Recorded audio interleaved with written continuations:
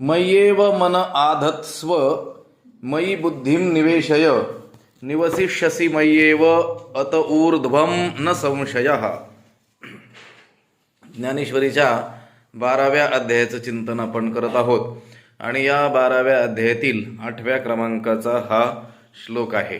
या श्लोकाचा अन्वय आणि अर्थ एकदा आपण पाहू आणि मग त्यावर ज्ञानोबरायांचं जे भाष्य आहे त्याचा विचार करू. मयि एव मनः आधत्स्व मयि बुद्धिं निवेशय अत ऊर्ध्वं मयि एव निवसिष्यसि न संशयः. मयि एव माझ्या ठिकाणीच, माझ्याच ठिकाणी काय कर, मनः आधत्स्व म्हणजे काय कर, मन स्थिर कर.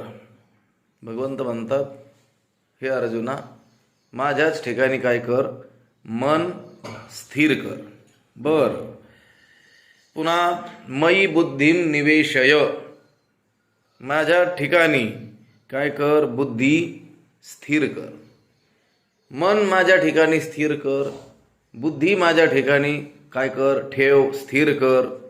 आणि अत ऊर्ध्वम, असं तू केलंस म्हणजे मन माझ्या ठिकाणी ठेवलं, बुद्धी माझ्या ठिकाणी स्थिर केली, तर मग यानंतर अत ऊर्ध्वम असं केल्यानंतर मयि एव निवसिष्यसि म्हणजे माझ्या ठिकाणीच तू राहशील, निवास करशील, अभेदाने राहशील माझ्या शुद्ध स्वरूपाच्या ठिकाणी. न संशय, यात संशय नाही. भगवंत अर्जुनाला सांगतात की तू माझ्यामध्येच राहशील, यात कोणत्याही प्रकारचा संशय नाही. लक्षात आलं का? तू माझ्याशी अभिन्नतेनेच निवास करशील, यात कोणत्याही प्रकारचा संशय नाही. पण कधी? अत ऊर्ध्वम, यानंतर. कशानंतर? अगोदर काय करावं लागेल? मयि एव मनः आधत्स्व, माझ्यामध्येच मन तू स्थिर कर. पुन्हा मयि बुद्धिं निवेशय, तुझी बुद्धी माझ्या ठिकाणी ठेव. म्हणजे मग यानंतर, यापुढं अत ऊर्ध्वम असं केल्यानंतर तू माझ्या ठिकाणी अभेदाने राहशील, यात कोणत्याही प्रकारचा संशय नाही. मागचा जो 7व्या क्रमांकाचा श्लोक होता, तेषामहं समुद्धर्ता मृत्यू संसार सागरात भवामी न चिरात पार्थ मय्या विषित चेतसाम. या श्लोकावर भाष्य करत असताना ज्ञानोबरायांनी जी शेवटची ओवी आहे 96व्या क्रमांकाची, या श्लोकाच्या अगदी वरच येणारी, त्यामध्ये सांगितलं, या कारणे का भक्तराया हा मंत्र तुवा धनंजया शिकीजे जय्यया मार्गा भजिजे. हे भक्तश्रेष्ठ भक्तराज अर्जुना, हा माझा उपदेशरूपी मंत्र तू काय कर, शिक आणि या भक्ती मार्गाची सेवा कर, भक्तीचं काय कर, अनुष्ठान कर. तर हा मंत्र भगवंताने सांगितलेला आहे. मंत्र हा रहस्यात्मक असतो, गुह्य असतो. लक्षात आलं का? सगळ्यांनाच माहीत असतं, त्याला काही मंत्र म्हणत नाहीत. लक्षात आलं का? ही गोष्ट सोडून द्या. आता रामकृष्ण हरी विठ्ठल केशवा किंवा उघडा मंत्र जाणा रामकृष्ण म्हणा, ही संतांची मोठी काय आहे, दया आहे. नाहीतर मंत्र शब्दामध्येच असा आशय येतो की जो काही सर्वांना सांगितला जातो त्याला काही मंत्र म्हणत. अधिकार बघून, काळ वेळ बघून, लक्षात आलं का, त्याची पात्रता बघून, त्याची योग्यता हे बघून त्याला तो मंत्र त्या गुरूंकडून दिला जातो. व्यवहारामध्ये सुद्धा एखादा मनुष्य यशस्वी जर झाला असेल तर त्याच्या यशस्वीतेचा काय मंत्र आहे असं विचारलं जातं. मंत्र म्हणजे याचं रहस्य काय आहे नेमकं? तूही काम करतोय, आम्हीही काम करतो, तोही बुद्धिवान आहे, आम्हीही बुद्धिवान आहोत, त्यानेही भांडवल गुंतवलंय, आम्हीही गुंतवलं, पण त्याला यश मिळतंय आणि आम्हाला मात्र तितकं अपेक्षित यश मिळत नाही. त्यावेळेस लोक म्हणतात ना, याच्या यशाचं रहस्य काय आहे, म्हणजे याच्या यशस्वीतेचा मंत्र काय आहे नेमका. लक्षात आलं? याच्या मागचं रहस्य काय. आणि गोष्ट काय आहे, माणसाला रहस्य माहिती असलं पाहिजे, कोणत्याही गोष्टीचं रहस्य माहिती असलं पाहिजे, त्याचं तंत्र, त्याचं मंत्र ठाऊक असलं पाहिजे. आणि मग ती गोष्ट केली तर मग तेवढ्याच कष्टामध्ये अधिक पटीनं काय देते, ती फळ देते. लक्षात आलं का? केवळ अशी ढोर मेहनतच करत राहिली माणसं. आता शेतीचाच संबंधित लोक असल्यामुळं आपण पारंपरिक जी शेती केली जात होती आतापर्यंत आणि खूप मेहनतीनं ती केली जात होती. आता काळमान बदललेलं असल्यामुळं सगळं व्यापार तंत्र, मार्केट सगळंच बदललेलं असल्यामुळं, वातावरणही बदललेलं असल्यामुळं आपल्याला त्या पद्धती अवलंबून चालेल का शेतीच्या? आता नवनवीन याचा स्वीकार आपल्याला करावा लागतो. लक्षात आलं का? जर एखादा हट्टाने, दुराग्रहाने पूर्वीच्याच पद्धतीचा अवलंब करत राहील तर उपाशी मरण्याची काही होणार वेळ येणार ना. लक्षात आलं का? म्हणजे कोणत्याही गोष्टीच्या यशासाठी आणि केलेले श्रम सफल आपले व्हावेत यासाठी ती गोष्ट करण्याच्या अगोदर ती गोष्ट करण्याचं रहस्य, मर्म लक्षात आलं का, ते जाणून जर केली तर ती आपल्याला यश प्राप्त करून देत असते. भक्ती मार्गाचं अनुष्ठान करायचंय, भक्ती करायची आहे, भक्ती मार्गाने चालून जायचं आहे. पण भगवंत म्हणतात अर्जुना की हा मंत्र तुवा धनंजया शिकीजे. हे भक्तराज अर्जुना, हा मंत्र तू काय कर, शिक. कोणता मंत्र? मग त्या वरच्या सर्व ज्या ओव्या सांगितलेल्या आहेत की जेव्हाची का आणि जेव्हाची का भक्ती दिधली आपली चित्तवृत्ती, तेव्हाची मजसूती त्यांची नाटी. त्या भक्तांनी ज्या वेळेस आपली चित्तवृत्ती ज्या क्षणाला मला अर्पण केली, त्याच क्षणाला, त्याच वेळेला त्यांच्या त्या अधिकाराप्रमाणे, त्यांच्या योग्यतेनुसार उद्धार करण्याचं जे नाट्य आहे, त्या नाट्याच्या कार्यात मी काय करतो, प्रवेश. म्हणजे मी तयारीला लागतो. लक्षात आलं का? ऑनलाईन कारभार कसा असतोय? लक्षात आलं का? आपली गाडी त्या टोलगेटवर गेली आणि आता ते फास्टॅग नावाचा प्रकार आहे, त्याला चिटकवलेलं असतं त्या गाडीला. लक्षात आलं का? ते करून घ्यावं लागतं आपल्याला. तर ती गाडी उभं राहिल्याबरोबर एका सेकंदामध्ये तुमच्या खात्यातले तेवढे पैसे काय होतात, कट होतात, त्यांच्या खात्यावर जमा होतात आणि तुम्हाला देखील लगेच काय येतो, मेसेज येतो. 1-2 सेकंदात ही क्रिया घडते. लक्षात आलं का? पण त्या गाडीवाल्याच्या खात्यात पैसे नसतील तर 2 सेकंदच काय, तासभर उभी केली तर ते सुटू शकत नाही, ते गेट उघडणार नाही. लक्षात आलं का? पण पैसे असतील तर लगेच इकडचे कट झाले की त्यांच्या खात्यात जमा झाले की ते आपल्याला लगेच काय करतात, मार्ग मोकळा करतात. अगदी थोड्या काळातच ती प्रक्रिया होते. तेवढाही काळ इथं लागत नाही. भगवंताच्या आपल्या रक्षणासाठी भगवंत सज्ज होतोय, त्या नाट्यामध्ये तो प्रवेश करतोय. पण कधी? जेव्हा त्या भक्तांनी आपली सर्व चित्तवृत्ती त्या भगवंताला काय केली, अर्पण केली, त्या क्षणाला. हा मंत्र आहे या भक्ती मार्गातला. काय आहे? हा मंत्र आहे. हे संतांनी आपल्याला भगवंताच्या नावाचं उच्चारण करण्याकरिता त्यांना ज्या नावाने अनुभूती आली भगवंताच्या, तो उपदेश म्हणून केला. हे ठीक आहे, रामकृष्ण हरी विठ्ठल केशवा मंत्र हा जपावा सर्व काळ, उघडा मंत्र जाणा रामकृष्ण मना तुटती यातना गर्भवास, हे त्यांचं तंतोतंत खरं आहे. पण त्याचं अनुष्ठान करण्याच्या पूर्वी आपल्याला भगवंताला काय करावं लागेल, आपली सर्व चित्तवृत्ती अर्पण करावी लागेल. नाहीतर मग मुख में राम बगल में छुरी कसं काय चालेल? लक्षात आलं का? मुखाने आपण भगवंताचं मोठमोठ्याने नामोच्चारण करत असू आणि आपली चित्तवृत्ती जर संसाराला अर्पण केलेली असेल तर त्या नामाचं जेवढं फळ म्हणून वर्णन केलं तेवढं आपल्याला लाभेल का? त्यांनी तर सांगितलं मुखी नाम हाती मोक्ष, ऐशी साक्ष बहुतांची. लक्षात आलं? बहुतांची पण सर्वांची नाही. लक्षात आलं का? आपली का नाही आहे? कारण त्यांनी ते जे नामोच्चारण केलं, नामस्मरण केलं, ही साधना केली, ती हा मंत्र अगोदर शिकून मग केलेली आहे. कोणता मंत्र? आणि जेव्हाची का भक्ती दिली आपली चित्तवृत्ती, तेव्हाची मजसूती त्यांची नाटी. भगवंताची वचनं आहेत की ज्या वेळेस तो भक्त आपल्या सर्व चित्तवृत्ती मला अर्पण करतो, त्याच वेळेस मी त्याला त्याच्या योग्यतेनुसार त्याचं रक्षण करण्याकरिता, उद्धार करण्याकरिता जे अभिनय मला करायचा आहे, त्या अभिनयामध्ये मी काय करतो, त्या नाट्यामध्ये प्रवेश करतो. हा मंत्र हे धनंजया, हे भक्तराज अर्जुना, तू काय कर, शिक आणि मग मार्गा भजिजे. मग या भक्ती मार्गाची काय कर, सेवा कर, भक्ती मार्गाचं अनुष्ठान कर, असं सांगितलेलं आहे. तर मग आता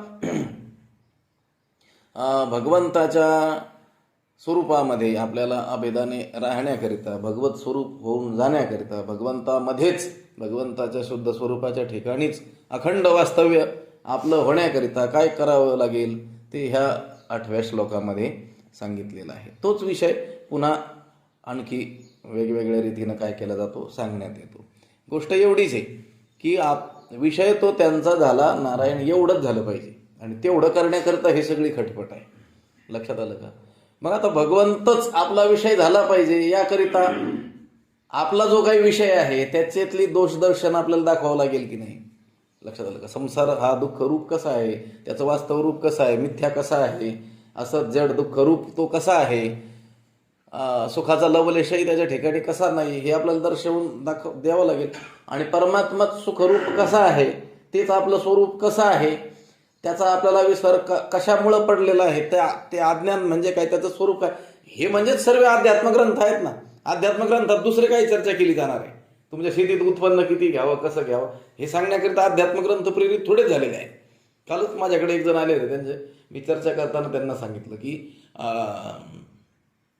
एक 2-3 आपल्याला टप्पे करता येतील. एक नैतिकता, एक धार्मिकता आणि एक आध्यात्मिकता. नैतिकतेने माणसाने जगणं आवश्यक आहे, धार्मिक होणं ही आवश्यक आहे, आणि आध्यात्मिक होणं तर अति आवश्यक आहे. ते मानवी जीवनाचं लक्ष्य आहे. पण संत केवळ तुम्हाला नैतिकता शिकवण्याकरिता आलेले आहेत का? केवळ दारू पिऊ नका, मांस खाऊ नका, परस्त्री गमन करू नका, परधनापहार करू नका, एवढंच शिकवण्याकरिता आले का? ते शिकवावं लागलं, पण त्या अभंगांची संख्या पहा. नीतीचा उपदेश करणारे अभंग त्याची संख्या, नैतिकतेच्या वर आहे धार्मिकता, म्हणजे स्वधर्माचरण, वर्णाश्रमानुसार आपल्या वाट्याला आलेलं जे कर्म आहे, विहित कर्म आहे, त्याचं पालन आपण अवश्य केलं पाहिजे. त्याचा उपदेश करणाऱ्या वचनांची संख्या पहा. आणि त्याच्यावरचा टप्पा आहे आध्यात्मिकता, म्हणजे जीवाला त्याच्या वास्तव स्वरूपाचं दर्शन घडवून देणं. त्या वचनांची संख्या आपण पहा, आपल्याला लक्षात येईल की संतांनी देखील नीती धर्माचा उपदेश केलेला आहे, पण ते त्यांचं काही लक्ष नाही आहे. लक्षात आलं का? वाढावया सुख, आणि मग पुढं भक्ती, भाव, धर्म, कुळाचार, विठ्ठलाचे नाम. महत्वाचं काय वाढवायला तर आलेले आहेत ते जगामध्ये? सुख वाढवायला.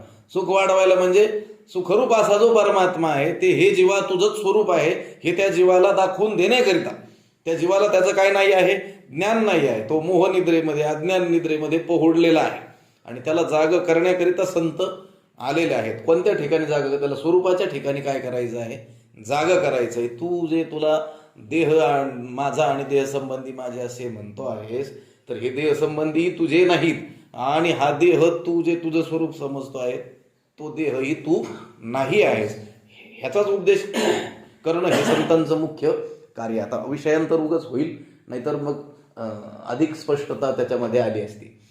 हे बघा, दया करणं, कळवळा एखाद्याबद्दलचा येणं, ह्या गोष्टी अतिशय चांगल्या आहेत. मनुष्यत्वाचं ते लक्षण आहे. दुसऱ्याच्या दुःखाने मनुष्य दुःखी झाला तरच त्याला आपण मनुष्य म्हणू शकतो. दुसऱ्याची पीडा पाहून अंतःकरणात कळवळा निर्माण झाला, डोळ्यातून अश्रू आले, तर तो एक चांगल्या हृदयाचा मनुष्य आहे असं आपण मानलं पाहिजे. लक्षात आलं का? पण केवळ इतर प्राण्यांवर दया करा, मुक्या प्राण्यांवर दया करा, पशुवर दया करा, एवढंच सांगणं संतांचा उद्देश नाही. माझं बोलणं लक्षात घ्या. संतांचं महत्वाचं कार्य काय आहे, जे कोणीच करू शकत नाही ते करायला संत आलेले आहेत.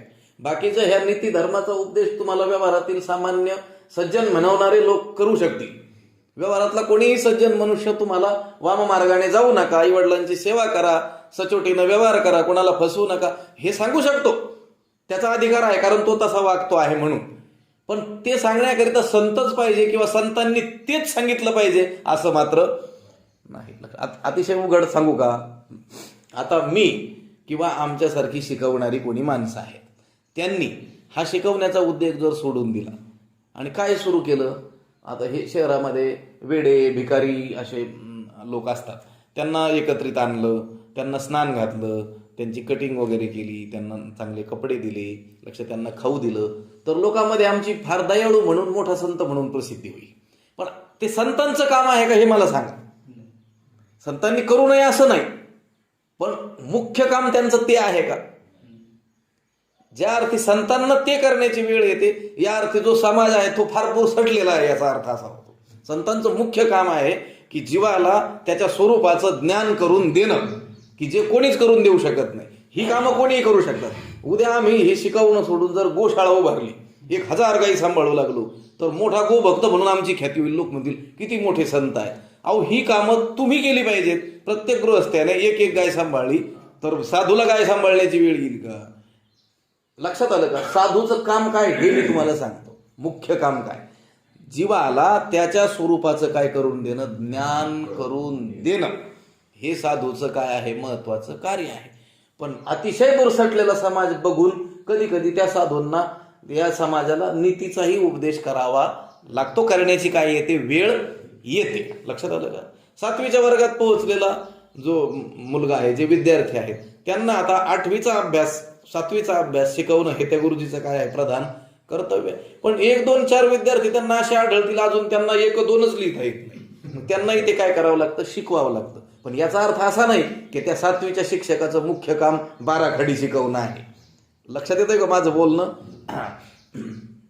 विषय असा आहे की त्या जीवाला आपल्या स्वरूपाचं ज्ञान करून देणं हे संतांचं काय आहे, महत्वाचं कर्तव्य आहे. आणि त्याचंच पालन ते करत असतात.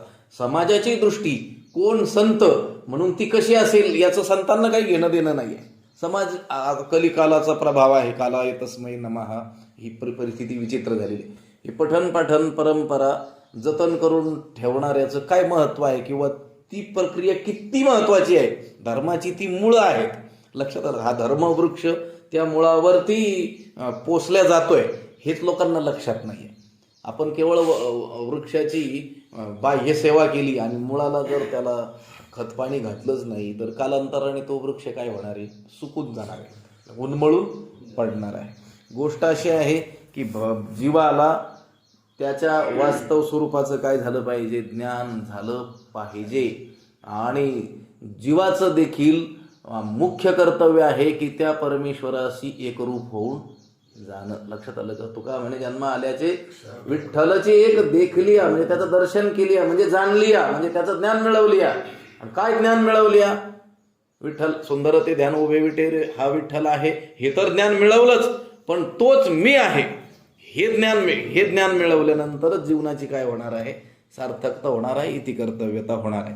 म्हणून भक्ताला भगवंताच्या स्वरूपाच्या ठिकाणी अखंड वास्तव्य करता यावं, त्याच्याशी तो अभिन्नतेनं त्याला नांदता यावं.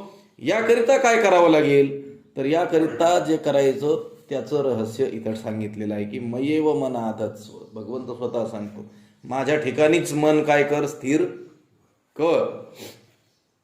तिथं 9व्या अध्यायात सांगून आलो, मनमना भव मदभक्तो भव मद्याजी माम नमस्कुरु.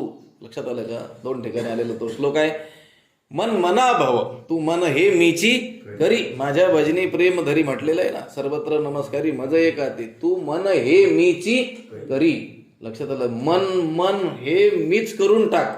मनपणाने आता न राहता मन हे राम झाले, मन हे राम झाले, प्रवृत्ती ग्रासूनी कैसे, असं काहीतरी कर. लक्षात आलं का? आणि हे जीवनाचं काय असलं पाहिजे, ध्येय असलं पाहिजे. कारण यानंतर काही करणं नाही आहे. बाकीचं जीवनात तुम्ही काहीही केलं तर त्यानंतर काहीतरी पुन्हा एक सारिता तो दुसरं उभं काय दत्त उभं म्हणून आपल्या पुढे उभं राहत आहे. असं काहीतरी करावं. ऐसे का हो न करा काही पुढे नाही नाश जा. तुकाराम महाराज म्हटले करून करायचंच ना, तर मग असं का करत नाहीत की जे केल्याने पुढं काय नाही आहे, नाश नाही आहे. बाकीचं जगात काहीही केलं, काहीही मिळवलं तर त्याला काय आहे, नाश आहे. कारण त्या नाशवानच वस्तू आहे.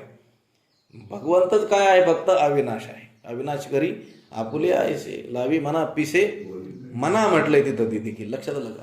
पिसं लावायचंय पण कशाला, मनाला लावायचंय. लागो हाची छंद है ना, मना गोविंद मनाला, माझ्या मना लागो छंद. माझ्या मनाला काय लागला पाहिजे, छंद. कशाला, मनाला लागला पाहिजे. लक्षात आलं का? म्हणून भगवंत म्हणतोय मयी एव मना धत्स्व, मयी एव मन हा धत्स्व, माझ्या ठिकाणीच काय कर, मन स्थिर कर, मन ठेव. मयी बुद्धीम निवेशय, बुद्धी देखील कोणाच्या ठिकाणी ठेव, माझ्या ठिकाणी ठेव. आणि तेच खरं काय आहे, बुद्धीचा ऐश्वर्य आहे. MA PhD LLB हे काही बुद्धीचं ऐश्वर्य नाही आहे. व्यवहारामध्ये त्याला मानण्यात येत असेल, मानावं. लक्षात आलं का? काही अडचण नाही. पण संतांच्या प्रांतामध्ये, अध्यात्माच्या बुद्धीचे वैभव अन्य नाही तुझे लक्षात आलं का? हे दुसरं हे बुद्धीचं वैभव नाही आहे. व्यवहारात मानला जातो हा प्रचंड बुद्धिवान माणूस आहे, वकील आहे, डॉक्टर आहे, पण इथं संतांच्या प्रांतामध्ये त्याला बुद्धिवान नाही मानलं जात. एका परमात्म्याचा जो विचार करतो आहे, लक्षात आलं का? एकाग्रता ज्याच्या बुद्धीला आलेली आहे आणि परमेश्वराशिवाय ती आता विचारच करत नाही, त्याचीच खरी काय आहे बुद्धी आहे. आणि तोच बुद्धिवान काय केला जातो या प्रांतामध्ये मानला जातो. म्हणून बुद्धी माझ्या ठिकाणी ठेव, म्हणजे बुद्धीनं माझ्या व्यतिरिक्त कशाचा काय करू नये, विचार करू नये, निश्चय करू नये, मनाने दुसऱ्या कशाचाही संकल्प करू नये.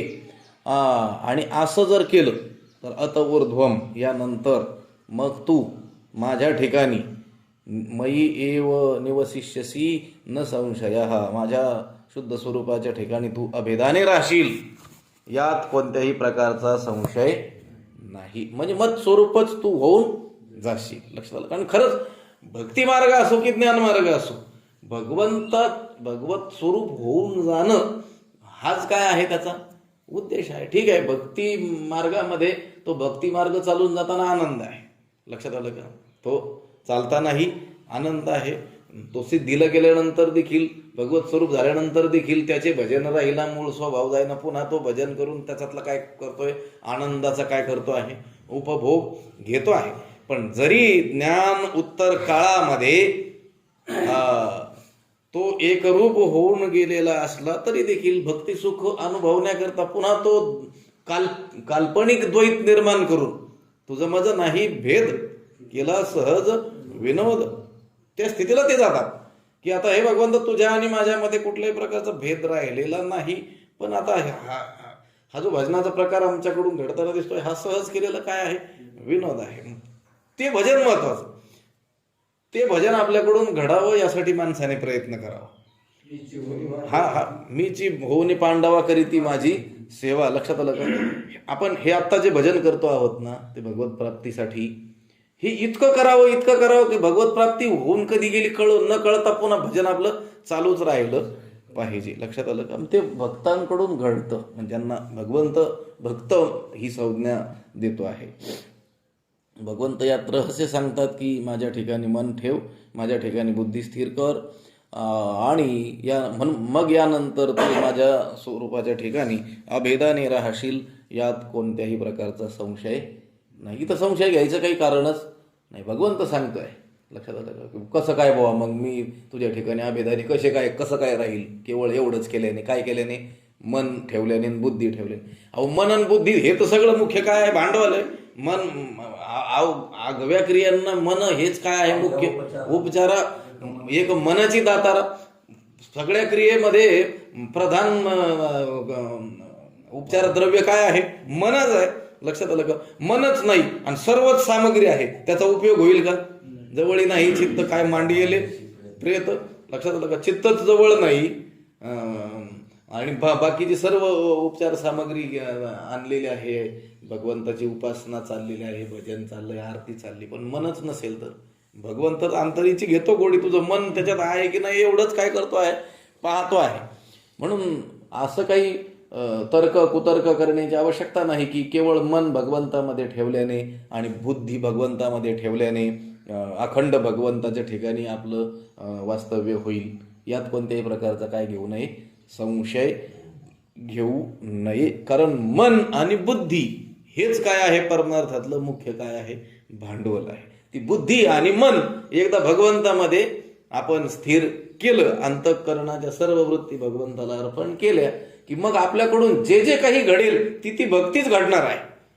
लक्षात आलं का? पूर्ण विषय तो त्यांचा झाला नारायण. आता नारायणच जर विषय झालेला असेल तर ते जगात संचार जरी करत असले, लौकिक व्यवहार जरी करत असले, खातपेत जरी असले, झोपत जरी असले, तरी ती देवाची काय होते आहे, भक्तीच त्यांच्याकडून घडते आहे. आणि भगवंताहून ते कोणत्याही क्षणामध्ये बाजूला नाहीतच. लक्षात आलं का? म्हणजे निवसिष्यसी मयी एव निवसिष्यसी न संशय, तू माझ्या स्वरूपाच्या ठिकाणी अभेदाने राहशील, यात कोणत्याही प्रकारचा संशय नाही. आता त्यावर ज्ञानोबरायांनी काय भाष्य केलं त्याचा विचार करू. आगा मानस हे एक माझ्या स्वरूपी सवृत्तिक करुनी घाली निष्टंक बुद्धी निश्चयसी.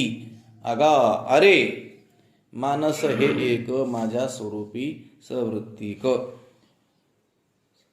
सवृत्तिक हे एक मानस माझ्या स्वरूपी करून निघाली.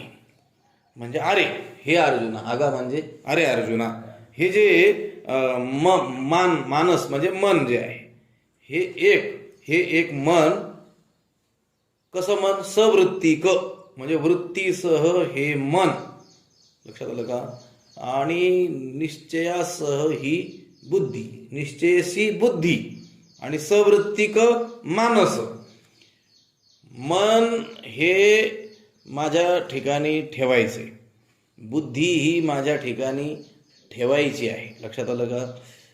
पण ते मन माझ्या ठिकाणी ठेवत असताना आणि ती बुद्धी माझ्या ठिकाणी ठेवत असताना कसं मन आणि कशी बुद्धी, तर त्याची विशेषणं दिली. सवृत्तिक मानस म्हणजे वृत्तीसह मन.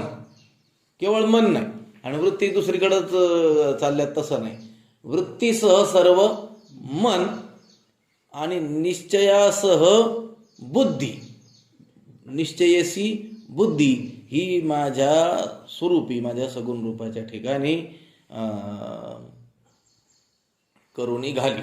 म्हणजे काय करून ठेव, वतनदार त्यांना करून ठेव. त्या माझ्या सगुण स्वरूपाच्या ठिकाणी वृत्तीसह मन आणि निश्चयासह बुद्धी ती काय कर? अर्पण कर. माझ्या स्वरूपी तू लाव, माझ्या स्वरूपी काय कर? ठेव, असं सांगितलेलं आहे. कारण मन जे आहे संकल्प विकल्पात्मकम मना, हा मनाची व्याख्या करताना असं सांगितलं की संकल्प विकल्प करणं हेच काय आहे? मनाचं स्वरूप आहे. आणि ज्ञानोबराय तर म्हणतात की कल्पना सोडून हे मन दुसरं काही नाहीच आहे. वाया मन हे नाव, एरवी कल्पनाची सावेव. आकारवान कल्पना असं जर आपण विचार केला तर समजायचं काय? मन. लक्षात आलं का? त्या कल्पनांनीच जणू काही एक आकार धारण केला तर त्यालाच नाव काय आलं? मन. नाहीतर वायामन हे नाव त्याला म्हणजे व्यर्थ आहे, ते नाहीच आहे, कुठं सापडणं काय नाही आहे, शक्य नाही आहे. पण कल्पनाची सावेव म्हणून संकल्प विकल्प करणं, कल्पना करणं हे मनाचं जे काम आहे त्या मनाच्या सर्व वृत्तीसह काय करायचंय? सगुण रूपाच्या ठिकाणी हे मन ठेवायचंय. न करी रे मना काहीच कल्पना, चिंतिया चरणा विठोबाच्या.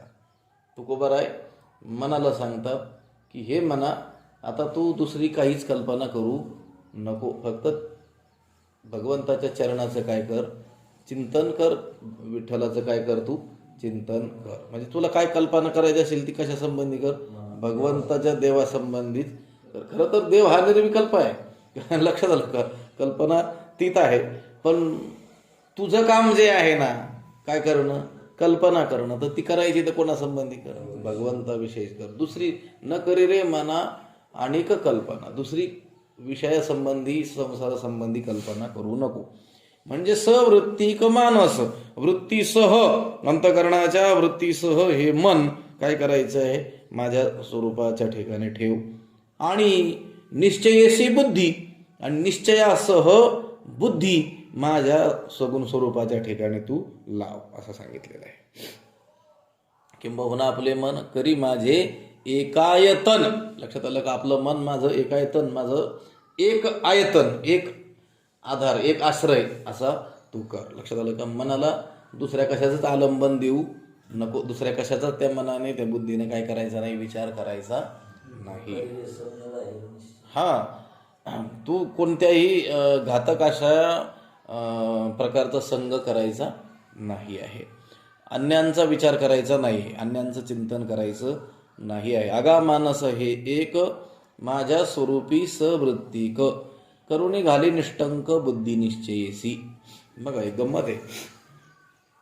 भक्ती मार्गामध्ये प्रविष्ट करवत असताना अगोदर फार त्याची सुलभता सांगण्यात येते. भक्ती पंथ बहु सोपा ना पुण्य ना या पापा, सोपा आहे म्हणण्यात येतं. ठीक आहे. मग ते बालवाडीत मुलांना जाण्याकरिता जशी खिचडी खाऊ चॉकलेट दिले जातं आणि मग तिथं त्यांना एक एक अक्षराची ओळख करून पुढं घेऊन गेलं जातं. लक्षात आलं का? मग तसं भक्ती मार्गामध्ये प्रवेश करवत असताना संत जन आपल्याला काय करत असतात, असं त्याचं सुलभता काय करत असतात, वर्णन करत असतात. मग हळूच सांगतात, नाही फक्त एवढंच करायचं. त्या मुलाला नाही सांगायचं अरे खिचडी खायची, एक 10 मिनिटं अभ्यास करायचा फक्त. त्याला वाटतं जाऊ द्या, मग खिचडी खायची 10 मिनिटं बसायचं. मग हळूहळू पुढं 1 तासभर, मग 2 तास, लक्षात आलं. मग दिवसभर शाळेत बसावं लागतं, कालांतराने 8 तास शाळेतच बसावं लागतं. तसं आता हे आपल्याला हळूहळू सांगतील. काही दुसरं काही लागत नाही या परमार्थामध्ये. फक्त काय कर, वृत्तीसह मन, लक्षात आलं. आणि पुन्हा निश्चयासह बुद्धी. मग राहिलं काय भांडवल त्याच्याकडे दुसरं बाकीच, लक्षात आलं का? संसाराचा विचार करायला त्याला वेळ तरी आहे का? तो हरिपाठामध्ये नाही का ज्ञानोबरायांनी अगोदर सांगितलं, देवाची द्वारी उभा क्षणभरी आहे ना, तेरे मुक्ती चारी, एक क्षण. आणि मुक्ती किती? चारीच्या चारी मुक्ती. मग कोणालाही ते हरिमुखे म्हणणं सोपं वाटल ना, केवळ काय करायचं, मुखाने हरी हरी म्हणायचे.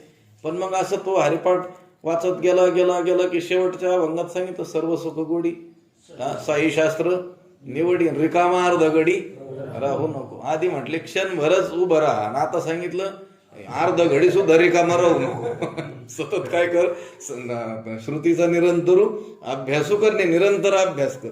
असंच आहे इथं.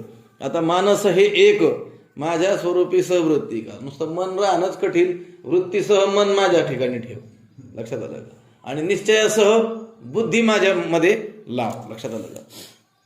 अगा मानस हे एक माझ्या स्वरूपी सहवृत्ती करून घाली निष्ठंक बुद्धी निश्चयेसी. ये दोन्ही सरीसी मज माझी प्रेमेसी, रिगाली तरी पावसी माते तोगा. ये दोन्ही सरीसी. गा म्हणजे अर्जुना, अरे अर्जुना, ये दोन्ही सरीसी, जर ही दोन्ही जोडीनं, ही दोन्ही म्हणजे मन आणि बुद्धी हे दोघं जोडीनं, मज माझी प्रेमेशी रिगाली, माझ्यामध्ये जर प्रेमाने काय झाली, प्रविष्ट झाली. कोण? मन आणि बुद्धी हे जोडीनं दोघंही. आणि कशाने? प्रेमेशी. बघा आणखीन वाढवलं की नाही पुढं. अगोदर मन, वृत्तीसह मन, पुन्हा त्याच्या जोडीला बुद्धी. कशी? निश्चयासह बुद्धी. आणि मग थोडंसं प्रेम बी पाहिजे ना. मग लक्षात आलं कसं सांगणार ना, लक्षात आलं. ये दोन्ही सरीशी मज दोन. बरं, सरीशी जोडीनं म्हटले, मग ह्या महिन्यात थोडं मन तुझ्या ठिकाणी ठेवू, जर बुद्धीला दुसरी कामं आहेत आहे ना, पुढच्या महिन्यात काय ठेवू. नाही ते म्हटलं आले तर कसं यायचं, जोडीनं. बरं आले जोडीनं, पण उदास आहेत, लक्षात आलं का? त्याच्याबद्दल काही भावना नाही, प्रेम नाही, आपुलकी नाही, तरी चालेल का? नाही. दोन्ही या, सोबतच या, आणि प्रेमालाही घेऊन ये म्हटले, लक्षात. ये दोन्ही सरीशी मज माझी प्रेमेशी रिगाली तरी पावसी माते तुगा. मग तर तू मलाच काय होशील प्राप्त, तरच प्राप्त होशील, लक्षात आलं का? मला प्राप्त करून घ्यायचंय ना, तर तू प्राप्त होशील, यात काही संशय नाही. पण हे असं असलं पाहिजे, लक्षात आलं. एवढी कागदपत्रांची जुळवणी झाली पाहिजे, एक सुद्धा कागदपत्र कमी असून चालणार नाही. सगळ्या सह्या शिक्के बरोबर असलेले पाहिजेत. थोडंसं जरी काहीतरी असलं तरी चालेल का? एखादी जमीन आपल्याला खरेदी करायची, त्याच्या अगोदर महिना, 2 महिने, 4 महिने काय करेल मनुष्य, विचार करेल, लक्षात आलं का? त्या तलाठ्याकडे जाईल, त्या तहसील कार्यालयात जाईल, त्या जमिनीचा इतिहास, भूगोल पाहिल, लक्षात आलं का? भूगोल म्हणजे आसपास कोण आहेत, त्याला काय म्हणतात, नाही रे, चतुस्सीमा हे बघेल. पुन्हा 7-12 पाहिल, हे तर समजा अतिशय स्थूल झालं. पुन्हा त्याच्या पुढचं काय असेल ते बघल. त्याच्यावर त्या मालकाच्या नावाबरोबर इतर हक्क म्हणून काही नावं असतात, ते आहेत का ते बघेल. आणि सर्व क्लिअर असेल तर मग काय करील, व्यवहार करील. तसं भगवंतामध्ये जे भगवंत म्हणतोय तू मलाच प्राप्त होशील, यात कोणत्याही प्रकारचा संशय नाहीये. आपला व्यवहार होईल, पण काय असलं पाहिजे, हे दोन्ही सोबत तुला घेऊन यावे लागतील. कोण? मन, वृत्तीसह मन, निश्चयासह बुद्धी. आणि ते दोघं जोडीनं तर यावे लागतील, पण प्रेमाने, लक्षात आलं का? ये दोन्ही सरीशी मज माझी प्रेमेशी, तुझे मन आणि बुद्धी हे दोघी जोडीने प्रेमाला बरोबर घेऊन मज माझी रिगाली, माझ्यामध्ये जर प्रविष्ट झाले, तरी माते पावसी, तरी तू माते पावसी, तर तू मलाच काय होशील, प्राप्त होशील. प्रेमेशी, इथं महत्वाची गोष्ट काय आहे? प्रेमेशी, प्रेमाने. नाहीतर मग ते हठयोगी जे आहेत ना, ते सुद्धा मनाला लावतात की नाही, बुद्धी त्याचा विचार करतात की नाही, पण मग तिथं ते त्याचं नावच हठयोगी, हटाने लावलेलं असतं ना त्यांनी, बळे लावलेलं असतं. योग चित्तवृत्ती निरोध हा असं म्हटलेलं आहे. परंतु हा जो मार्ग आहे ना योगाचा, तो त्यांनी सांगितलं होतं की इतका कठीण आहे की आपल्या पायाने आपल्या खांद्यावर चढणं इतकं कठीण आहे. आपल्याला खांद्यावर बसता येईल, पण कोणाच्या? दुसऱ्याच्या. आपल्या खांद्यावर आपल्याला कसं बसता येईल? लक्षात आलं? ऐसे आपले पायवरी चाली जे आपले पाठीवरी, ज्ञानोबा 6व्या अध्याय म्हणतात. आपल्या पायानं आपल्या पाठकुळी बसण्यासारखं आहे. तसं होईल का कधी? किती योगाचा निष्णात असला आणि किती त्याचे हातपाय वळवत असला रामदेव बाबासारखा, तरी त्याच्या खांद्यावर त्याला काही बसता येणार नाही. लक्षात आलं का? बरं ते मन तिथं ठेवायला म्हणजे ते काय असं अतिशय सुज्ञ बालकासारखं आहे की त्याला एकदा सांगितलं की ते ऐकतंय म्हणून, हा, किंवा बाबा इथं राहा बाबा भगवंताच्या ठिकाणी सगळ्या वृत्तीसह, असं त्याला सांगितलं तर राहील का? उलट नाही, त्याची कोंडणी करण्याचा प्रयत्न केला तर तेवढीच ते काय करत आहे? उसळी घेते. जे काय निरोधली घेऊ वाव जया संयमूची होय सावाव, त्याचा निरोध जेवढा करू आपण, त्याला दाबण्याचा जेवढा प्रयत्न करू, तेवढी काय करेल ती उसळी मारणार आहे. आणि त्याला संयम करणं हेच त्याच्यासाठी आणखी काय होत आहे, त्याच्या उच्छृंखतेला काय होत आहे? कारण ठरतं आहे. मग हे जे प्रेम आहे आपले, हे जे मन आहे, हे अशा रीतीनं हाकलणं, बळजबरीनं तिथं ठेवणं शक्य नाही. ते लागलं तर कशाने लागेल? प्रेमानेच त्या ठिकाणी लागेल. लक्षात आलं? व्यवहारात तुम्ही काही माणसं आडमुठी माणसं, लक्षात आलं का? आडदांड आडमुठी माणसं, सगळं गाव त्यांच्या विरोधात गेलं तरी ते नाही ऐकायचं तर नाहीच ऐकणार. पण काही माणसांच्या मात्र ते हातावर असतात. लोक म्हणतात देखील तो सगळ्या गावाला त्रस्त करतो आणि तुमचं कसं काय ऐकतो? लक्षात आलं का? तर हा त्याला काय करत असतो? हळुवारपणे समजावून काय करत असतो? आपलंसं करत असतो. तसं त्या मनाला तुम्ही तुमच्या सामर्थ्याने, शक्तीने त्याला दाबण्याचा प्रयत्न केला, बळे त्या भगवंतामध्ये लावण्याचा प्रयत्न केला, तर तसं ते लागणार नाही. त्याला काय करावं लागेल? समजावून सांगून प्रेमानेच काय करावं लागणार आहे? त्या ठिकाणी लावावं लागणार. म्हणून भगवंत म्हणतात की ये दोन्ही सरीशी मज माझी प्रेमेशी. लक्षात आलं का?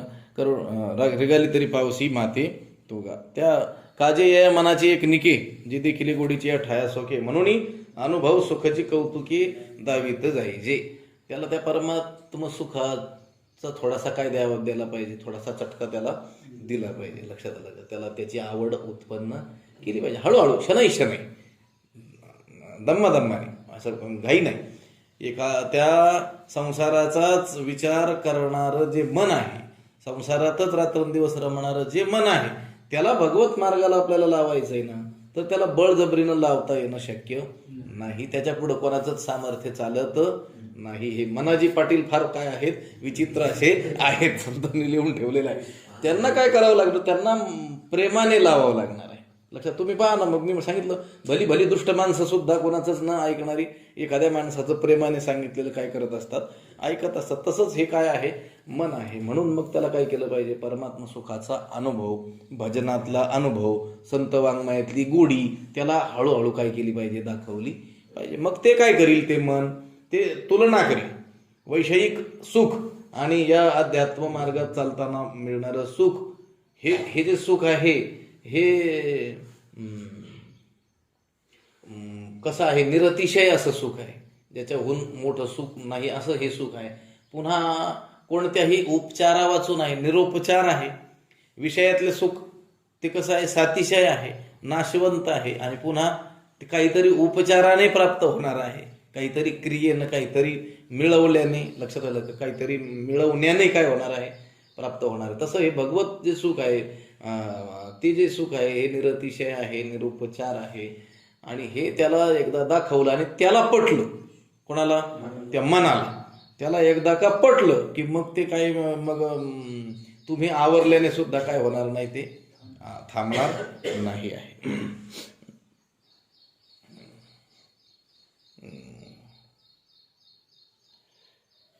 काय चरण आहे ते?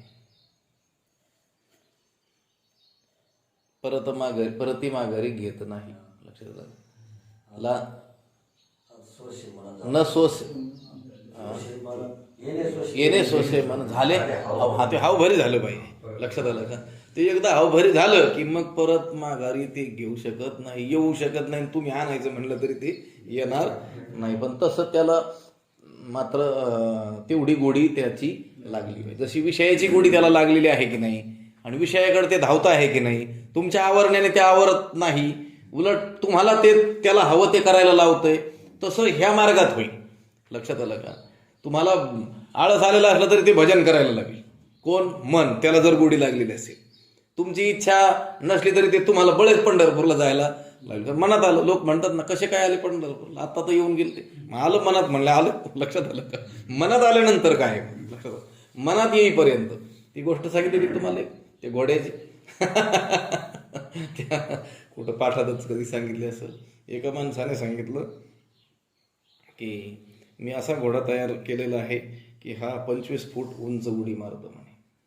मग त्या राजाजवळ बातमी गेली. त्याला वाटलं बरं झालं हा घोडा आपण विकत घेतला तर आपल्याला लढाईत युद्धात काम येईल. 25-30 फूट उंच उडी मारतो म्हणे. आणि मग त्याने तो घोडा घेतला, लाखो रुपये किमतीला विकत घेतला. आणि मग त्याने सांगितलं याला उडी मारायला लावा. त्याने सांगितलं ही नवीन जागा आहे म्हटली राजेसाहेब, आणि तो असं गांगरून गेलेला आहे, पण त्याला काही दिवस सवय लागली की लागेल म्हणे. तुम्ही त्याला चांगलं खाऊ पिऊ घाला. किती दिवसात मारेल म्हणे उडी? ते म्हणे 4 महिन्यानंतर मारेल. राजाला वाटलं ठीक आहे 4 महिने त्याला खाऊ पिऊ घातलं खूप. आणि परत पाहिलं ट्रायल घेऊन त्याची, तर तो काय उडी मारे ना 4-5 फुटापर्यंतच उडी मारायचा. त्या माणसाला पकडून आणलं आणि त्याला सांगितलं का रे आम्हाला फसवलं म्हणे, हा उडी मारत नाही. ते म्हणते त्याच्या उपचार करण्यामध्ये काही कमतरता झाली असेल, अजून 2 महिने प्रयत्न करा, असं तो टाळायचा. एकदा त्या राजाला रागच आला आणि त्याला सैनिकांना पकडून आणायला सांगितलं याला आता मोठी शिक्षा दिली पाहिजे. त्याने सांगितलं नाही महाराज, मी खोटं बोलत नाही म्हणे, हा 25 फूट उंच उडी मारतो म्हणे. ते म्हणले मग आता 4 महिने झाले, 6 महिने झाले, सगळा त्याचा उपचार केला तरी मारत नाही. कधी मारतो? ते म्हणे त्याच्या मनात आल्यावर मारतो म्हटले. तो 25 फूट उडी मारेल देखील, पण कधी? मनात आल्यानंतर. लक्षात आलं का? तसं हे जे मन आहे ना, हे मन त्याच्या मनात आलं पाहिजे, मनाच्या मनात आलं पाहिजे हे परमात्म्याविषयी. लक्षात आलं. आणि ते प्रेमाने आणून देता येणं काय आहे? शक्य आहे. खरं तर गोष्ट अशी आहे की हे मन हे भगवत स्वरूपच आहे. मी सांगत असतो चित्तम चिदिती जानिया तकार रहितो यदि तकारो विषयात ध्यास. हा चित्त याच्यात डबल तकार आहे. एक तकार जो आहे ना पुढचा, तो तकार आहे विषयांचा अध्यास. तो जर काढून टाकला तर काय उरतं? चित्त म्हणजे परमात्मा. मन हे रामस्वरूपच आहे, पण त्याच्यातला काय गेला पाहिजे? काम गेला पाहिजे. लक्षात. मनातला काम गेला, तो का म्हणे चित्त करा रे निर्मळ येऊन गोपाळ राहते. ते काय? गोपाळ स्वरूप तेच आहे. गोपाळ काही वेगळा नाही त्याच्यावरून वाचून. लक्षात आलं का? म्हणून या मनाला प्रेमाने मोठ्या आवडीनं भगवंताच्या स्वरूपाच्या ठिकाणी आपल्याला लावावं लागेल. ये दोन्ही सरीशी, दोन्ही जोडीनं, मन आणि बुद्धी. बरं कसं मन? सवृत्तिक मन, वृत्तीसह मन आणि निश्चयासह बुद्धी आणि प्रेमेशी, प्रेमाला बरोबर घेऊन माझ्यात जर प्रविष्ट झाले तर तू काय होशील? मद्रूपच होशील, मलाच तू प्राप्त होशील. तुका म्हणे मन नुरे मग उरे तेची तू. लक्षात आलं का? मन शिल्लक ज्यावेळेस राहणार नाही त्यावेळेस तुकोबर आहे म्हणतात तेची तू. तो परमात्मा आहे ना, तूच आहेस. तुका म्हणे मन नुरे मग उरे तेची तू. मन नुरे, काय उरलं नाही पाहिजे? फक्त मन उरलं नाही पाहिजे. लक्षात आलं का? नमन शब्द आहे की नाही? काय शब्द आहे? नमन करणं, नमस्कार करणं. त्या नमन शब्दातच अर्थ आहे मन नाही असं करणं. लक्षात आलं का? भगवंताला नमन करणं म्हणजे शरण जाणं, वंदन करणं. म्हणजे आता आपलं मन आपल्याला ठेवायचं नाही, ते काय करायचं आहे? भगवंताला अर्पण टाकायचं. ये दोन्ही सरीशी मज माझी प्रेमेशी, रिगाली तरी पावसी माते तुगा. जे मन बुद्धी इही घर केले माझ्या ठाई, तरी सांगे मग काही मी तू ऐसे उरे. जे मन बुद्धी इही, जे मन बुद्धी इही माझ्या ठाई घर केले. जर मन आणि बुद्धी यांनी माझ्या ठिकाणी जर काय केलं? घर केलं, वास्तव्य केलं. भगवंत म्हणतो अर्जुना, जर तुझ्या मन आणि बुद्धीनं माझ्या ठिकाणी काय केलं? वास्तव्य केलं, तर मग तू ऐसे उरे काही सांगे. मग तू असा उरशील असं काही मला उरेल का असं सांग बरं. तू पणाने उरशील का जर तू काय केलंस, मन आणि बुद्धी माझ्या ठिकाणी ठेवली. मन बुद्धी यांनी, तुझ्या मन बुद्धी यांनी माझ्या ठिकाणी राहण्याचं काय केलं, घर केलं. म्हणजे तू मन आणि बुद्धी काय केली, मला अर्पण केली. तर मग मला सांग बरं की मी तू ऐसे उरे, म्हणजे मी श्रीकृष्ण आणि तू अर्जुन, मी परमात्मा तू जीव, असं द्वैत उरल का. जर तू काय केलीस, तुझी बुद्धी आणि मन माझ्या ठिकाणी ठेवलं, तर हे मी तू पण उरेल का असं सांग बरं मला. म्हणजे उरणार नाही असं भगवंताला म्हणायचं. कारण मन माझ्यामध्ये स्थिर केल्याने काय होईल, की द्वैत भ्रम जो आहे तो भ्रम जाईल. आणि बुद्धी माझ्यात जर स्थिर केली तर बुद्धी निश्चय आत्मज्ञान. लक्षात आलं का. बुद्धीचा जो निश्चय आहे, निश्चय कशाने करावा लागणार आहे आपल्याला, बुद्धीनंच करावं लागणार आहे ना. मग मन माझ्यात ठेवल्याने काय होईल, हा द्वैताचा भ्रम काय होईल, नष्ट होईल. आणि खरं तर ह्या द्वैताची प्रतीती, द्वैताचा भ्रम या मनाचा संग केल्यानेच काय झालेलं आहे, फक्त जयाचेनी संगे, म्हणजे त्याच्या संघामध्ये, त्या मनाच्या संघामध्ये येऊनच या परमात्मा रूप असलेल्या या साक्षात परमात्म्याला जीव रूप काय झालेलं आहे, प्राप्त झाले. आपण नाही म्हणत कल्पना अविद्या त्याने झालं जीव. लक्षात आलं. कल्पना करणं हे मनाचं काम आहे ना. त्याचा संग केला तर त्या ब्रह्म स्वरूपाला जीवदशा काय झालेली आहे, प्राप्त झालेली आहे.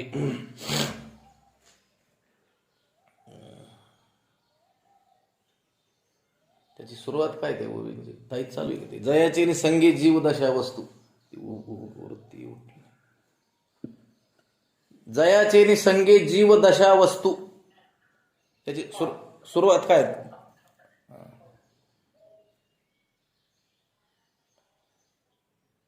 हे का एरवी वाया मन हे नाव एरवी कल्पनाची सावे. जयाचे जयाचे नि संगे जीव दशा वस्तू. हा बरोबर. ह्या मनाचं स्वरूप सांगत असताना ज्ञानोबरायांनी सांगितलं की जयाचे नि संगे, या मनाचा संग केलेला असल्यामुळंच वस्तू म्हणजे ब्रह्माला जीवदशा प्राप्त झाली. कोणाला प्राप्त झाली, प्रत्यक्ष त्या ब्रह्माला प्राप्त झाली. कशामुळे झाली, संघामुळे झाली. कोणाच्या संघामुळं, हे मनाच्या संघामुळे झाली. हे मनाचा काय आहे, मोठा प्रताप आहे. आणि मग हे म्हणजे ब्रह्माला जीवदशा ज्या मनाच्या संघाने प्राप्त झाली, आता ते मनच जर त्या परमात्म्याच्या ठिकाणी आपण ठेवून दिलं तर मग आता पुन्हा जीवदशा राहील का याला. आता याने मनाचा काय केलं, संघ टाकला, मनच कुठे ठेवून दिलं, परमात्मा स्वरूपाच्या ठिकाणी ठेवलं. ज्या मनाने जीवदशा प्राप्त झाली, द्वैत प्राप्त झालं. लक्षात आलं का. ब्रह्म वेगळं आणि मी वेगळा असा भ्रम निर्माण झाला. त्या भ्रमाला कारण असलेलं ते मन, ते जर आता कुठं ठेवलं, भगवंताच्या ठिकाणी ठेवलं, तर मग आता द्वैत उरेल का. कारण द्वैताला कारण कोण, मन. लक्षात आलं का. म्हणून मन, भगवंत म्हणतो मन तू माझ्यात स्थिर केलं तर मग द्वैताचा काय होईल, तुझा भ्रम जाईल. बरं, द्वैताचा भ्रम गेला तरी देखील निश्चय झाला पाहिजे ना.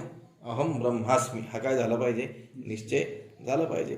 द्वैताचा भ्रम गेला, पण आता निश्चय करण्याकरिता मग बुद्धी तर ठेवली नाही का. बुद्धीचं काम काय आहे, निश्चयात्मिका बुद्धी ही.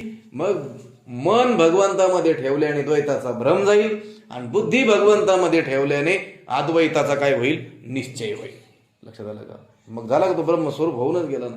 या दोघांनीच बिघडून टाकलं होतं सगळं. कोणी, हे मन आणि बुद्धी ना. मग ते काय करावे आपण, भगवंताच्या ठिकाणी ठेवणं. जे मन बुद्धी ही घर केले माझ्या ठाई, तरी सांगे मग काही मी तू ऐसे उरे. मग मी तू पणा असा उरेल का, मला सांग बरं. कारण हा मी तू पणा जो प्राप्त झालेला आहे तो या मनाच्या सहवासाने झालेला आहे. अजून उदाहरण देतात. मनोनी दीप पालवे सवेची तेज मालवे, का रविबिंबा सवे प्रकाशू जाय. मनोनी दीप पालवे, म्हणून दिवा पदराने विझवला, पालवे. आणि सवेची तेज मालवे, आणि त्याबरोबर प्रकाशही काय होतो, मालवला जातो. दिवा ज्यावेळेस पदराने काय केला जातो, विझवला जातो, त्या दिव्याच्या विझण्याबरोबरच तो प्रकाश सुद्धा काय होतो, मालवला जातो. दिवा विझवला आणि म्हटले आता दिवा मालवला, मग प्रकाशही मालवा म्हटले. दोनदा मालवावं लागतं का?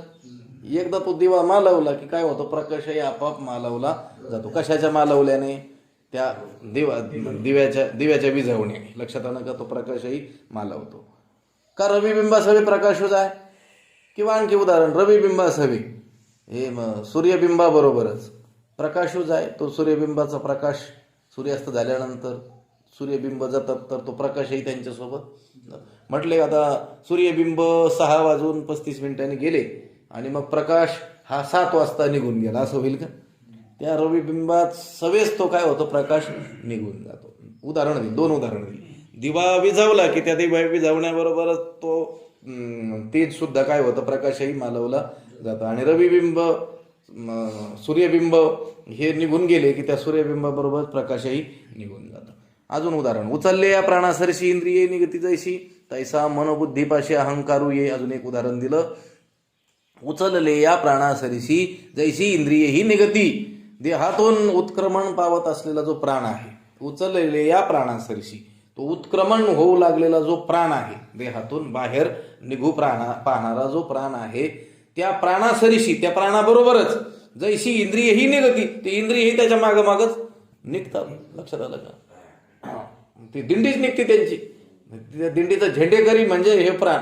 लक्षात आलं? झेंडेकरी निघाला की समजा दिंडी पाठीमागून निघालीच समजायचं.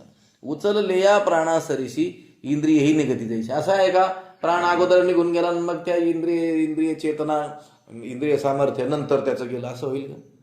अहो, तो प्राण गेला म्हणजे हे सगळे त्यांची एकदा स्पर्धा लागली होती की नाही, सांगितलं होतं ना, कोण श्रेष्ठ कोण श्रेष्ठ. ती नेत्रेंद्रिय, ती शक्ती, पाहण्याची शक्ती, ते म्हटले मीच श्रेष्ठ, मी नसेल तर देहाचं काहीच खरं नाही. कर्णेंद्रिय, ऐकण्याची शक्ती, ते म्हटले मीच महत्वाचं आहे म्हटले. तर ते म्हटले आपण काय करू, महत्व कधी कळेल, एक जण निघून जाऊन बघू, त्याच्या वाचून जर घराचा कारभार चालला व्यवस्थित तर मग तो श्रेष्ठ म्हटले. लक्षात आलं का? तर मग डोळे निघून गेले अगोदर. म्हटले जातोच मी, माझ्याशिवाय कसं चालतं बघतोच तुमचा. डोळे निघून गेले तर तो माणूस अंध झाला, तरी त्याचं व्यवस्थित चाललं. आंधळे काही जगत नाहीत का जगामध्ये? लक्षात आलं? त्याचं व्यवस्थित चाललं. आला बळच मग परत. लक्षात आलं? मग कान निघून गेलं तरी देखील ते बाहेरा माणूस तोही चालला. लक्षात आलं? वेगवेगळे इंद्रिय निघून गेले, पण सरते शेवटी म्हटलं प्राण. त्याने फक्त गठोडा बांधाय तयार केली आणि डोळे पांढरे केले सगळे. म्हणजे उचलले या प्राणासरीशी, तो उत्क्रमण होऊ पाहत असलेला जो प्राण आहे, त्याच्या मागोमाग काय होतात, सर्व इंद्रियही ज्याप्रमाणे जातात. किती उदाहरणं दिले? 3 उदाहरणं दिली. दिवा विझवला की त्याबरोबर प्रकाशही मालवला जातो. सूर्यास्त झाल्याबरोबर सूर्यबिंबाबरोबर त्याचा प्रकाशही जातो, हे 2रं उदाहरण. आणि 3रं उदाहरण, प्राण जायला लागले की इंद्रियही त्याच्या मागोमाग जातात. हे जसं तैसा त्याप्रमाणे मनोबुद्धीपाशी अहंकारू ये. हा अहंकारू मनोबुद्धीपाशी ये. तो जो अहंकार आहे तो मनोबुद्धीपाशी ये. मन आणि बुद्धी यांच्या जवळ येतो. म्हणजे काय तर मन बुद्धी जवळच तो काय होत असतो, अहंकार येत असतो. आता मन आणि बुद्धी ज्यावेळेस तो त्या स्वशरीरात असतात त्यावेळेस त्याने जो अहंकार धारण केलेला असतो तो कशा संबंधाचा असतो, शरीरा संबंधाचा असतो. मी म्हणून जो अहंकार त्याने धारण केलेला आहे ते मन आणि बुद्धी जिथं असतील तिथला तो काय करत असतो, धारण करत. आता स्वशरीरात जर असतील तर तो मी म्हणून कशाचा अहंकार धारण करील, शरीराचा. स्वतःला काय समजेल, मी देह असं समजेल ना. लक्षात आलं का? कारण मन आणि बुद्धी कुठे अडकलेले आहेत, देहामध्ये. मनाने विचार कशात चाललेला आहे, देहाच्या पलीकडे जातच. जे देह खंडानाम आत्मा ईश्वर पाषाण प्रतिमा यया परवती प्रमा ढळवची नाही. त्याची गाडी इथून पुढे ढळतच नाही, त्याची बुद्धी पुढं काय होत नाही, ढळत नाही. ज्ञानोबराय म्हटले म्हणजे सगळा जो विचार, सगळे संकल्प, सगळे निश्चय जो करतो मन आणि बुद्धीनं, कशा संबंधी करतो, अहो देहाच्या पोषणासाठीच चाललेलं आहे सगळं. लक्षात आलं का? व्यवहारातले लोक देखील म्हणतात ना, मग सगळं कशासाठी म्हटले, तुला जर आराम नसेल तर मग काय उपयोग काय तुझे मिळवण्याचा, सगळं कशासाठी? ती बुद्धीच त्यांची कुठपर्यंत पोहोचते तिथपर्यंत, कारण तिथं ठेवलेली आहे. आता ही मन ही बुद्धी आणि हे मन कुठं ठेवलं? भगवंताच्या ठिकाणी जर ठेवलं तर आता अहंकार देखील कुठला धारण करील? तो तिथला धारण करेल ना. इथं अहम देहोस्मी म्हणतोय ना, मी देह आहे असं म्हणतो, तिथं काय म्हणेल तो? अहम ब्रह्मास्मी म्हणेल. लक्षात आलं का? कारण मन आणि बुद्धीपाशी अहंकार येत असतो. मन आणि बुद्धी जिथं असतील तिथला अहंकार धारण केल्या जातो. कसं? जसं हे दीप मालवला की प्रकाशही निघून जातो. प्रकाश वेगळा आणि दीप वेगळा नाही. दिव्याला तेजाला सोडून तो प्रकाश राहत नाही, रविबिंबाला सोडून तो प्रकाश राहत नाही, प्राणाला सोडून ती इंद्रिय राहत नाही. तसं मन आणि बुद्धीला सोडून तो अहंकार राहत नाही. म्हणून मन आणि बुद्धी जिथं ठेवली तिथला तो काय करतो? अहंकार धारण करतो. मग कुठं ठेवली पाहिजे? परमात्मा म्हणतो माझ्या ठिकाणी ठेव. मग माझ्या ठिकाणी ठेवलं की ऑटोमॅटिक काय होईल? अहंकारही तिथलाच काय केला जाईल? धारण केल्या जाईल. हा, ब्रह्मरूप भावी आपण पुढं काय? राखे पुर तत्परायण अहर्निशी. त्या बुद्धीचं जे निश्चय करण्याचं काम आहे, आता ती काय निश्चय करील? मी ब्रह्मा आहे हाच काय करील? निश्चय करील. अहम ब्रह्मास्मी असा अपरोक्षानुभव त्याला काय होईल? प्राप्त होईल. आणि मग तू आणि भक्त आणि मी देव असा काही भेद उरणार नाही. म्हणून ही माझी स्वरूपी मनबुद्धी ये निक्षेपी ये तुलेनी सर्वव्यापी मीची होसी. म्हणून माझ्या स्वरूपी, म्हणून माझ्या स्वरूपाच्या ठिकाणी ये मनबुद्धी निक्षेपी. हे मनबुद्धी काय कर? ठेव. माझ्या स्वरूपाच्या ठिकाणी हे मनबुद्धी तू काय कर? निक्षेपी ठेव. ये तुलेनी एवढं केल्याने काय होईल? सर्वव्यापी मीची होसी. सर्व व्यापक असलेला जो मी, लक्षात आलं का? तो काय होईल? मीच तू होऊन जाशील. लक्षात आलं का? जीवाला परिच्छिन्न करणारा अहंकार आहे. कोणत्या रूपाने? उपाधी रूपाने. लक्षात आलं का? तो माझ्या ठिकाणी काय होईल? स्थिर होईल. काय? अहंकार स्थिर होईल. आणि त्यात तेवढा तो अहंकार धारण करील. मी केवढा आहे? सर्वव्यापी. लक्षात आलं? मी कसा आहे? सर्व व्यापक असा आहे. तेवढ्यानेच सर्व व्यापक असलेला मी जो आहे तो तूच होऊन जाशील.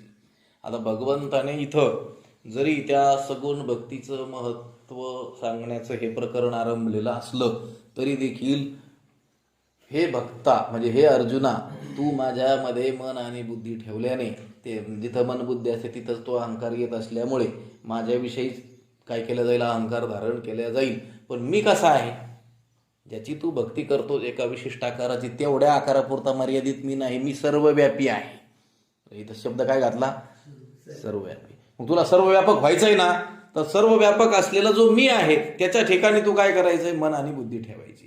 ठीक आहे. आता पांडुरंग स्वरूप, पांडुरंगाच्या एका विशिष्ट आकारामध्ये आलेला जो परमात्मा आहे त्याच्यामध्ये आपण मन आणि बुद्धी ठेवली तरी देखील हे जाणलं पाहिजे की विठ्ठल जळी स्थळी भरला. लक्षात आलं का? हा, आता जळास्थळामध्ये सर्व व्यापक असलेला तो परमात्मा, त्याची उपासना करता येणं शक्य नाही आहे. त्यासाठी काहीतरी विशिष्ट आकाराची आवश्यकता आहे. म्हणून तो भगवंत कृपा करून आपल्या पुढे त्या आकारामध्ये आलेला आहे असं समजून त्याची काय करायची आहे? उपासना करायची आहे. त्याने जरी आकार धारण केलेला असला तरी तो आकारापुरता मर्यादित नाही आहे. तो आकार त्याने आपल्यावर दया म्हणून काय केलेला आहे? धारण केलेला आहे. ती उपासना करत असताना देखील त्याच्या सर्व व्यापकतेचं ज्ञान आपल्याला असणं आवश्यक आहे. उपासना करावी, त्याला अगदी षोडोपचारे पूजा करावी. अष्टोप्रहार पाया ओळी घापे असं म्हटलेलं आहे. 8 प्रहर त्याचं काय करीत राहावी? हा, त्याचं काय करत राहावं? सगळं साज शृंगार करावा. लक्षात आलं का? त्याला नैवेद्य त्याचं उठल्यापासून झोपेपर्यंत सगळं करावं. पण ते करत असताना देखील हा परमात्मा केवळ एवढ्या आकारापुरताच मर्यादित नाही आहे. तो सर्व व्यापक आहे. हे काय केलं पाहिजे? लक्षात ठेवलं पाहिजे. म्हणून ते म्हणतात येतुलेने सर्वव्यापी मीची होसी. सर्व व्यापक जो परमात्मा मी आहे तत्स्वरूप तू होऊन जाशील. पण येतुलेनी एवढ्यानेच. पण एवढ्यानेच कशाने? मन बुद्धी ये निक्षेपी. या मन आणि बुद्धीचा माझ्यामध्ये काय कर? निक्षेप कर. माझ्यामध्ये तू काय कर? त्यांना ठेव. लक्षात आलं का? परमार्थ मार्गातलं हे मुख्य भांडवल आहे. हे मुख्य काय आहे? रहस्य आहे. तुमच्या ह्या उपचार हे उपचार याला फारसं मोल नाही आहे. करावं ते. त्याच्याकडं जसं जसं सामर्थ्य असेल तसं तसं त्याने करावं. लक्षात आलं का? कोणाकडं पितळी मूर्ती आणण्याचं सामर्थ्य असेल त्याने पितळाची आणावी. कोणाकडं सुवर्णाचे आणण्याचं असेल तर त्याने सुवर्णाचंही विग्रह स्थापन करावा. नाना आपण भाकरीचा नैवेद्य दाखवत असो तर कोणी रोज पुरणपोळी घालणं शक्य असेल तर तेही त्याने करावं. पण हे बाह्य उपचार आहेत हे लक्षात ठेवावं. मुख्य गोष्ट काय आहे? मन बुद्धी ये निक्षेपी. या माझ्या स्वरूपाच्या ठिकाणी मन आणि बुद्धी तुला ठेवावी लागेल. हे बाह्य उपचार द्रव्य तुझ्या सामर्थ्यानुसार तू ठेव नको ठेवू. पत्रम पुष्पम फलम तोयम त्यासाठी सांगितलेलं आहे. लक्षात. काहीच नाही मिळालं तर पाणी तरी कुठंतरी सहजच प्राप्त होणार आहे. लक्षात आलं का? तुम्हाला साजूक फुल नाही मिळत भलते सुकलेलं चुका होईन ते पान पत्र तुम्हाला मिळणार आहे. पण महत्वाची भावना काय आहे? त्याच्या पाठीमागं मन आणि बुद्धी त्या काय भगवंताला अर्पण कर. म्हणून माझी या स्वरूपी मनबुद्धी ये निक्षेपी ये तुलेनी सर्वव्यापी मीची होसी या बोला काही अनारिसे नाही आपले अनपाही वाहतो असेगा. यया बोला काही अनारिसे नाही. या माझ्या बोलण्यात अनारिसे असत्य अन्यथा असं काहीच नाही. भगवंत म्हणतोय. एवढं सांगितल्यावर भगवंत म्हणतोय हे मी जे आतापर्यंत बोललो ह्या माझ्या बोलण्यामध्ये अनारिसे नाही असत्य असं काहीच नाही. आपुली आन पाही वाहतो असे. हे अर्जुना मी काय करतो? आपली शपथ वाहून सांगतो. भगवंताला सांगावं लागेल कारण लोकांचा भरोसा राहत नाही. लक्षात आलं का? आपण म्हटलो भगवंताने सांगितलं तरी देखील नाही ते शपथ घेऊन सांगतोय म्हटले. लक्षात आलं का? अर्जुन हा भक्त श्रेष्ठ आहे तरी देखील भगवंताला त्याच्या समोर शपथपूर्वक ते सांगावं लागलं. याचा अर्थ हे न पटण्यासारखंच आहे ना. सामान्य लोकांना हे पटत नाही याच्यात काही अडचण नाही आहे. आमचे डॉक्टर महाराज सांगत असतात की बाबा तुम्ही नाराज होता कधी कधी 10, 15, 20 वर्ष चिंतन केलं आणि आता लोकांना शिकवतो आणि ते लोकांना काही पटत नाही. ते म्हणले कसं पटेल? त्यांच्या गुरुजींचं वाक्य सांगत असायचे ते. त्यांनी असं त्यांच्या गुरुजींना विचारलं असेल किंवा कोणी दुसऱ्या लोकांनी विचारलं असेल तर ते स्वामीजी सांगायचे हे बघा सगळे लोक चालविती व्यवहार सत्य म्हणून ह्या जगाला सत्य समजून व्यवहार चालवतात. रात्रंदिवस विषयांचं संपादन करण्याकरता धावपळ करतात. जीव ओवळून टाकतात त्या संसारावरती. आणि तुम्ही तुमचं उठलं सुटलं कस ब्रह्मसत्यम जगन्मिथ्या ब्रह्मसत्यम जगन्मिथ्या कसं काय पटेल आणि कसं काय ऐकून घेतील? अरे ते ऐकून घेत नाहीत यात काही नवल नाही. ते आपल्याला डागीत नाहीत हेच चांगलं आहे. असं ते आनंदाश्रम स्वामी सांगायचे आमचे डॉक्टर महाराजांचे गुरु महाराज. कसं काय पटेल? मला हे सांगायचंय की हे सगळं विपरीतच आहे ना. व्यवहारात तुम्हाला जे नेहमी अनुभवाला येतं किंवा तुमच्या ऐकण्यात येतं तुमच्या माहितीत जे असतं त्याच्या हे सगळं काय आहे? विरुद्धच आहे ना. हा इथं जर सांगितलं असतं अमुक झाडाची फुलं आणावीत, अमुक तिथीला आणावीत, ह्या वेळेला देवाची पूजा करावी, दही असलं पाहिजे, तुम्हाला वाटलं असतं हा ही गोष्ट आहे. कर्मकांडाचे जसे ग्रंथ आहेत ना आणि मग त्या तिथीला त्या नक्षत्राला ती पूजा केल्यानंतर विशिष्ट फळ प्राप्त होईल. तुम्हाला ते पटलं असतं की नाही? इथं ते सांगतात मन आणि बुद्धी निक्षेपी. लक्षात आलं? मग हे पटल कसं? म्हणून भगवंताला सुद्धा ठाऊक होतं हे अर्जुनासारख्या भक्त श्रेष्ठाला सुद्धा पटणार नाही. त्याच्या समोर सुद्धा काय करावं लागतंय?